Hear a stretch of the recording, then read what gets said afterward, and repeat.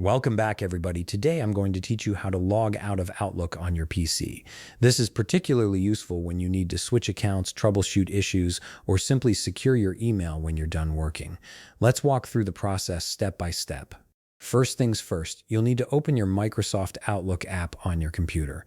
Once it launches, go ahead and log into your account so that your emails can load properly. You'll want to make sure everything is fully loaded before proceeding with the logout process, as this ensures you won't lose any unsaved work or pending actions.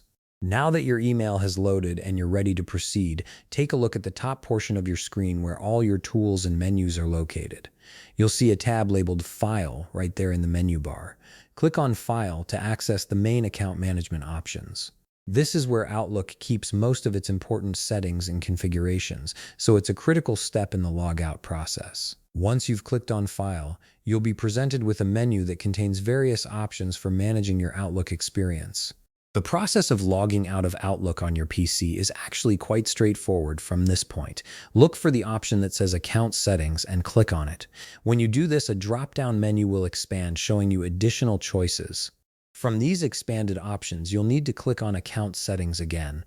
This second click will open up the Account Settings window, which is where you'll find all the accounts currently configured in your Outlook application. In the Account Settings window, you'll see a list of all the email accounts that are currently set up on your Outlook. Simply select the account you wish to log out from by clicking on it once. After you've selected the account, look for the Remove button and click on it. This action will remove the account from Outlook, effectively logging you out on your PC. The account will no longer be accessible through this Outlook installation unless you add it back later. And there you have it. You've successfully logged out of Outlook on your PC by removing the account from your application. If you found this video helpful, please leave a like, subscribe, and see you in the next video.